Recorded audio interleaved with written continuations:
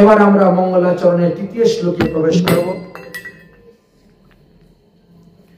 মঙ্গলাচরণের তৃতীয় শ্লোকে আমরা প্রবেশ করব। নিগম কল্পতরুর গলিত ফলম শোক মুখাদ অমৃত দ্রব সংযুতম পিবত ভাগবত রসমালয়ম মোহরহো রসিকা ভবি ভাবুকা। এই ভাগবতটা কি বলেন যে নিগম কল্পতরুর গলিত ফলম। নিগম শাস্ত্র বলতে এখানে বেদ শাস্ত্রের কথা বলা হয়েছে। নিগম বেদ শাস্ত্র।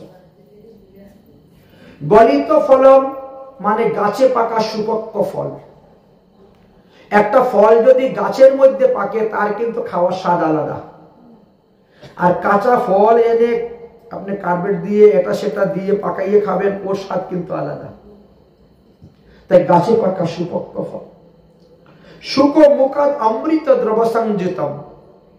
শুক পাখি কখনো টক ফলের মধ্যে মুখ দেয় না, মিষ্টি ফলে মুখ দেয়। ভাগবত এমন একটা ফল, এই জন্য শুক পাখি এনে মুখ দিয়েছে। দ্বিতীয় অর্থ বললেন, যদি কোনো ফলের মধ্যে টক থাকে আর শুক পাখি চঞ্চু মারে তাহলে ওটা মিষ্টি হয়ে যাবে, মিষ্টি হয়ে যাবে। তাই এই ভাগবত সেই রসমালাই। মিষ্টির মধ্যে রসমালাই খেতে কিন্তু খুব স্বাদ। রাজভোগ বলেন, রসগোল্লা বলেন, গোলাপজাম বলেন, এর থেকে কিন্তু রসমালার স্বাদ বেশি। খেয়েছো রসমালা? বৃন্দাবন গেলে খাওয়াবো না, খুব স্বাদ রসমালাই। তাই বলছেন পিবন্ত ভাগবত রসমালয়াম। এই রসমালাইয়ের মতন ভাগবত কথা পান করুন। মোহ মোহ রসি ভবি ভাবুকা। অর্থাৎ বারে বারে ভাগবত কথা শ্রবণ করুন। বলে আমি তো একবার শুনেছি ভাগবত সপ্তাহ, আর কি শুনবো? বারে বার শুনুন। মহাপ্রভু যখন নীলাচলে ছিলেন তখন মহাপ্রভু প্রতিদিন গিয়ে গদাধর পণ্ডিতের মুখ থেকে ভাগবত কথা শ্রবণ করতেন। টুটা গোপীনাথে চৈতন্য ভাগবত গ্রন্থ খুলবেন, দেখবেন। তো গদাধর পণ্ডিত জিজ্ঞেস করতেন, প্রভু আজকে কোন চরিত্র আলোচনা করব? আমরা অনেক সময় জিজ্ঞেস করি না, আপনারা হরিকথা কি কোন বিষয় নিয়ে শ্রবণ করতে চান? গদাধর পণ্ডিত জিজ্ঞেস, মহাপ্রভুদের প্রহ্লাদ চরিত্র। আরে কালকে তো শুনলেন, বলে কালকে শুনলে কি হলো, আজকে আবার শুনবো। একই প্রহ্লাদ চরিত্র প্রতিদিন শুনতেন, তারপরে যেন নিজের কাছে নিত্য নতুন বলে মনে হতো। এই জন্য বলছেন মুহু মুহু, বারবার ভাগবত কথা শ্রবণ করুন, বারবার ভাগবত কথা শ্রবণ করুন। একই শ্লোক আমি একভাবে ব্যাখ্যা করে যাচ্ছি, আরেকজন দেবেন আরেকভাবে ব্যাখ্যা করে যাবে, আরেকজন দেবেন আরেকভাবে ব্যাখ্যা করে যাবে। এই জন্য নিত্য নতুন রস পাচ্ছেন। তাই যতদিন দেহের মধ্যে প্রাণ আছে ততদিনই এই ভাগবত কথামৃত পান করে যান।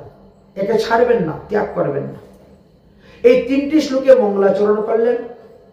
চতুর্থ শ্লোকে বললেন নৈমিষে অনিমেষে ক্ষেত্রে ঋষায় সনিকাদয় সতরং সর্গায় লোকায় সহস্রশ্চ সমাগতম।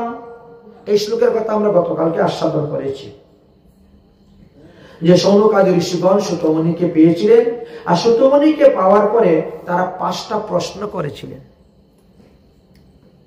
সাধুকে কিভাবে প্রশ্ন করতে হয়? সাধু আসলে পরে আগে সাধুদেরকে দণ্ডবোধ করতে হবে, প্রণাম করতে হবে, তারা চরণ ধৌত আদি করতে হবে, তাকে আদর করে সম্মান করে গৃহে আনতে হবে, তার সেবা দিতে হবে। সেবা দেওয়ার পরে সুযোগ বুঝে তাকে প্রশ্ন করতে হবে, তাকে প্রশ্ন করতে হবে। এটা হলো নিয়ম। দেখে সৌনকাদি ঋষিগণ তাই করেছে।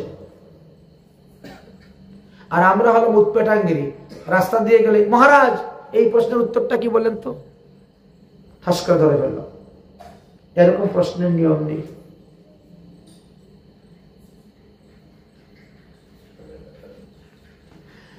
কেউ কেউ লোক আছেন এরকম প্রশ্ন করে। এক রাজা ঘোড়ার পিঠে যাচ্ছে, এক সাধু পরিক্রমা করে আসতেছেন, রাস্তা থেকে নিয়ে, মহারাজ বলেন তো ঈশ্বর কতজন? ভগবান কয়জন? হঠাৎ করে তো উনি বলছেন যে এইরকম প্রশ্ন কেন করছো, তুমি জানো প্রশ্ন করার নিয়ম? বলে জানবো কি? বললাম তো, বলেন না। বলে এইভাবে তো আমি বলতে পারবো না, আমার কাছ থেকে উত্তর পেতে গেলে আমাকে তোমার বাড়ি নিয়ে যেতে হবে, আমাকে থাকার জায়গা দিতে হবে, খাওয়ার জায়গা দিতে হবে, তারপরে আমি তোমার প্রশ্নের উত্তর দেবো। রাজা বলছেন তা ঠিক আছে চলুন, আমার বাড়িতে থাকা খাওয়ার অভাব নেই। রাজা নিয়ে গেছেন, থাকা খাওয়ার ব্যবস্থা করে দিয়ে সবকিছু করলেন। করার পরে বললেন যে এবার আপনি প্রশ্নের উত্তর দিন। বলে তোমার প্রশ্নের উত্তর দিতে গেলে এক তাল হীরা নিয়ে আসো। ওরে বাবারে, ভগবান কতজন? এই প্রশ্নের উত্তর নিতে গেলে একটা হীরা নিতে বললে, হ্যাঁ লাগবে তো। আচ্ছা ঠিক আছে, মানে এক তাল হীরা এনেছে। রাজার বাড়িতে হীরার অভাব নেই, হীরা এক তাল। আরেকটা থাল নিয়ে আসো। রাজা এই তাল থেকে হীরাটা গণনা করে ওই থালে রাখো তো। আর রাজা গণতেছে, এক, রেখে দিয়েছে, ঠিক আছে। দুই, এই দাঁড়াও, মিথ্যা কথা কেন বলছো? সাধু বলতেছে। রাজা বলছে কোথায় মিথ্যা কথা বলছি? এই তো দুই। আরে আবার মিথ্যা কথা, তোমার হাতে তো একটা, তুমি দুই বলছো কেন? প্রথমটা ঠিক আছে, তোমার তুলেছো এক, আমিও বলছি হ্যাঁ ঠিক আছে রাখো, রেখেছো। আবার তুলেছো, বলছো দুই, কোথায়? হাতে তো একটা, দুই বলছো কেন?